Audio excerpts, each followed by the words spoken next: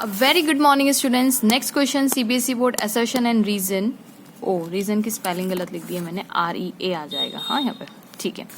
Induce EMF in 2 coils made up of wire of the same length and same thickness. Same length का क्या मतलब है? तो मान लीजिए हमारे पास एक वायर है ये, ठीक है, और दूसरा वायर मैं दूसरे कलर से बना देती हूँ, ये दूसरा वायर, ठीक है। अच्छा, वायर सिलेंड्रिकल होता है ना थोड़ा, तो प्यार से ऐसे बना देते हैं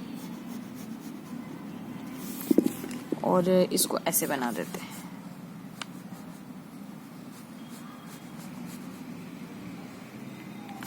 अब वो बोल रहे induce EMF in 2 coils made up of wire of the same length and same thickness. पहले मैं इसको समझाऊंगी, फिर मैं इंड्यूस EMF की बात करती हूँ।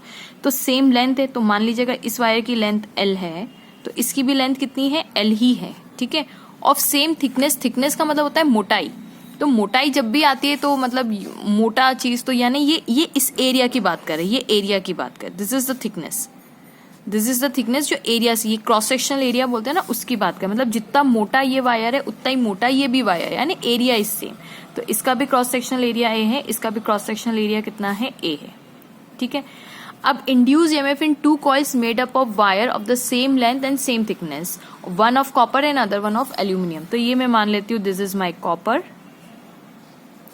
और इसको मैं मान लेती हूँ दिस इज माई एल्यूमिनियम, ठीक है। अब एल्यूमिनियम को मैं मतलब क्योंकि इंड्यूस वायर इन 2 कॉइल्स, इसको कॉइल के फॉर्म में तो करना पड़ेगा ना, तो ये कॉइल बना दी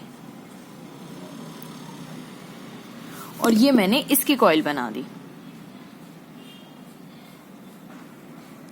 व्हाट द पॉइंट? अब मुझे बताइए, वो बोल रहे हैं induce EMF in the 2 coil made of the same length and same thickness, one of copper and other one is aluminium is same. मतलब अगर इसमें इंड्यूस EMF E प्रोड्यूस हो रहा है तो इसमें भी इंड्यूस EMF कितना प्रोड्यूस हो रहा है? E प्रोड्यूस हो रहा है, यानी induce EMF will be same. Induce EMF का मतलब क्या होता है? E इज इक्वल्स टू क्या होता है? Minus d∅/dt। मतलब rate of change of flux दोनों में क्या चेंज कर रहा होगा? सेम कर रहा होगा, सिंपल सी बात है, ठीक है। तो इंड्यूस EMF इज सेम, ठीक है।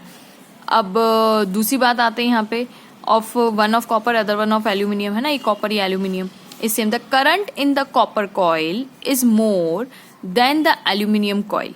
अब वो ये बोल रहे हैं कि ठीक है, एल्यूमिनियम इज सेम, क्या ये होगा the current in the copper coil, copper coil मतलब ये वाली, ठीक है, is more then the current in the aluminium coil. मतलब वो ये बोलना चाह रहे हैं कि current in the copper coil क्या ज्यादा होगी current in the aluminium coil से। एल्यूमिनियम का मैं AL ले लेती हूँ, ठीक है, कॉपर का C कर दिया मैंने। अब स्टूडेंट्स आप यहाँ पे ये सोच रहे होंगे कि अगर EMF सेम है तो EMF डेवलप किसकी वजह से हुआ? Rate of change of flux, और फ्लक्स किसकी वजह से? मैग्नेटिक फील्ड की वजह से, मैग्नेटिक फील्ड करंट की वजह से। मतलब कहीं ना कहीं करंट मैग्नेट सब रिलेटेड है, और अगर करंट चेंज हो रहा है तो EMF तो चेंज होना चाहिए। लेकिन उन्होंने क्वेश्चन में यही दे के रखा है कि इंड्यूस EMF इज सेम, तो क्या current in the copper coil is more then current in the aluminium coil? क्या असर्शन सही है? तो इसको सोचने, मतलब थोड़ा सा हम इसको डिटेलिंग करते हैं। तो आप मुझे बताइए, ये जो है कॉपर कॉइल है ना, तो इसकी रेजिस्टिविटी मान लेती हूँ मैं रो C मान लेती हूँ, ठीक है। जबकि मैं इसकी रेजिस्टिविटी कितनी मान लेती हूँ? एल्यूमिनियम की रो AL, ठीक है। Got the point? अब आप लोगों को पता है, ये सब बच्चों को पता है कि रेजिस्टिविटी जो होती है कॉपर की कितनी होती है। मैं अगर नहीं पता है तो मैं जस्ट अभी एग्जाम में याद रखने की जरूरत नहीं है, जस्ट फॉर जनरल नॉलेज मैं बता देती हूँ। इंटू 10⁻⁻8 ओम मीटर। ऑफकोर्स ये 20 डिग्री सेल्सियस पे, ठीक है। अगर उसी 20 डिग्री सेल्सियस पे हम देखें तो रेजिस्टिविटी ऑफ एल्यूमिनियम की अगर मैं बात करूं तो वो होती है 2.65 इंटू 10⁻⁸ ओम मीटर। अब मैं क्यों बता रही हूँ? मैं सिर्फ इसलिए बता रही हूँ ताकि आपको थोड़ा सा एनालाइज करने में ईजी हो जाए, ठीक है। तो रेजिस्टिविटी ऑफ कॉपर आपको दिख रहा है is less than resistivity of the aluminium. मतलब ऐसा फैक्टर जो इस क्वेश्चन में आंसर देगा वो हम सोच भी नहीं पाएंगे, क्योंकि हम डायरेक्ट फ्लक्स पे जाते हैं, मैग्नेटिक फील्ड की चेंज पे जाते हैं, करंट के चेंज पे जाते हैं, हम डायरेक्ट इन बातों पे गौर करते हैं। बाकी ये भी फैक्टर हो सकता है तो थोड़ा सा भूल जाते हैं हम ये बात, ठीक है। तो अब R क्या होता है? R होता है रो L/A, करेक्ट बात है। अब देखिए दोनों का लेंथ और दोनों का एरिया सेम है, तो यानी R, अगर मैं कॉपर की बात करूं तो resistance of copper is equal to resistivity of the copper into length of copper divided by area of the copper. अब लेंथ एरिया सब A मैंने मान के रखा है। अब आप सोचिए अगर ये तो कांस्टेंट जाएगा, दिस इज द कांस्टेंट, तो RC is equal to rho C के बराबर हो जाएगा क्या? ठीक है, इसका मतलब अगर रेजिस्टिविटी चेंज हुई तो रेजिस्टेंस भी चेंज होगा, और रेजिस्टेंस अगर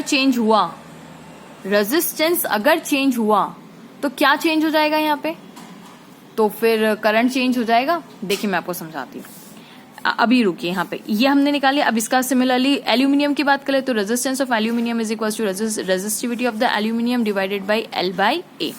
ठीक है, अब यहाँ पे ये भी कांस्टेंट है, दिस इज द कांस्टेंट, इसका मतलब resistance of the aluminium is equal to resistivity of the aluminium. अब क्या मैं ये कह सकती हूँ कि रेजिस्टिविटी ऑफ एल्यूमिनियम जो है अभी हम लोगों ने निकाली, resistivity of aluminium is greater than resistivity of the copper.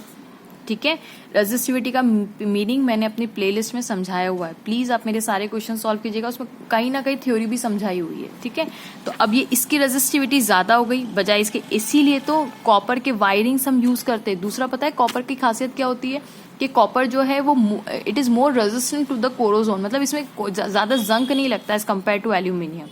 फिर वायरिंग के लिए इसीलिए क्योंकि इसकी रेजिस्टिविटी कम है ना, तो हम कॉपर की वायरिंग का यूज करते हैं। कोरोजोन इतना जल्दी, मतलब रस्टिंग इतनी जल्दी नहीं होता। आपने खुद देखा होगा जो कॉपर के वायर्स होते हैं उसमें कुछ नहीं करना होता, थोड़ा सा हम सैंड पेपर से थोड़ा रब कर देते तो सारी चीजों चमकने लग जाता है वापस से। So that's why we use copper. खैर ये तो एक्स्ट्रा नॉलेज था। तो resistivity of aluminium is greater than resistivity of the copper. अब आप देखिए इसका मतलब resistivity is directly proportional to the resistance हो गई, या मैं ऐसा बोल सकती हूँ, यहाँ पे प्रोपोर्शनलिटी का साइन लगा लेते हैं क्योंकि ये कांस्टेंट है। तो इसका मतलब मैं ये बोलूँ कि रेजिस्टेंस ऑफ द कॉपर अगर ये ज्यादा है, एल्यूमिनियम की रेजिस्टिविटी ज्यादा है तो इसका रेजिस्टेंस भी ज्यादा होगा। कॉपर की रेजिस्टिविटी कम है तो इसका ये भी कम होगा। तो सिंपल सी बात है, resistance of copper is more then resistance of aluminium. Resistance of aluminium is more then resistance of the copper. मैं एक और बार लिख देती हूँ, resistance of aluminium is more then resistance of the copper. Got the point. अब आप सोचिए कि करंट होता क्या है।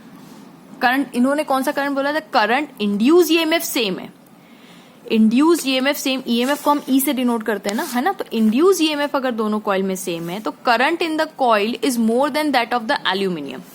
गौर से स्टूडेंट समझिएगा, आई क्या होता है, आई सिंपल करंट तो यही होगा ना, EMF divided by the resistance, यही करंट होना चाहिए कि नहीं।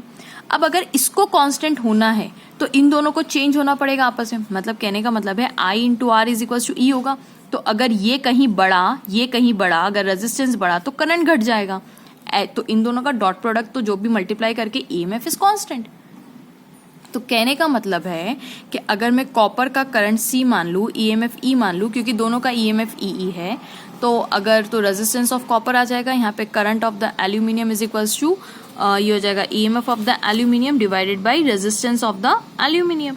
अब मुझे बताइए किसका रेजिस्टेंस ज्यादा है, एल्यूमिनियम का रेजिस्टेंस ज्यादा है, एल्यूमिनियम का रेजिस्टेंस ज्यादा है तो इसका करंट ऑटोमेटिक कम होगा क्योंकि कांस्टेंट है, EMF is constant. Similarly copper का रेजिस्टेंस कम है तो इसका करंट ज्यादा हो जाएगा। तो हमने क्या पता किया कि current in the copper is more then current in the aluminium, यानी एल्यूमिनियम के वायर में करंट कम जाएगा और इसमें करंट क्या होगा, ज्यादा चला जाएगा। ठीक है, एज इफ इन दोनों का प्रोडक्ट टोटल ईएमएफ आपको कांस्टेंट करके देगा। ठीक है, तो अब यहाँ पे बताइए मुझे कि इन्होंने बोला है the current in the copper coil is more then aluminium. बिल्कुल सही है, the current in the copper coil is more then aluminium. तो असर्शन जो है वो करेक्ट है, करेक्ट। अब रीजन देखते हैं। रीजन ये बोला हुआ है resistance of aluminium coil is more, resistance of aluminium coil ज्यादा ही, हाँ रेजिस्टेंस ऑफ एल्यूमिनियम देखिए ज्यादा ही ना, तो resistance of aluminium coil is more than that of the copper coil. बिल्कुल सही है, ये भी सही है और रीजन भी सही है।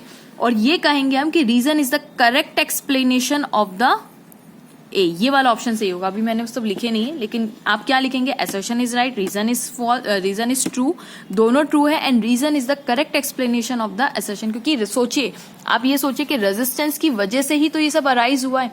रेजिस्टिविटी से रेजिस्टेंस को लिंक किया, रेजिस्टेंस हमने करंट को लिंक कर दिया, तो ये सब रेजिस्टेंस की वजह से हो रहा है, करेक्ट। सो होप स्टूडेंट्स आपको ये वीडियो पसंद आया होगा। Please don't forget to like, subscribe and share my channel. Thank you so much for watching.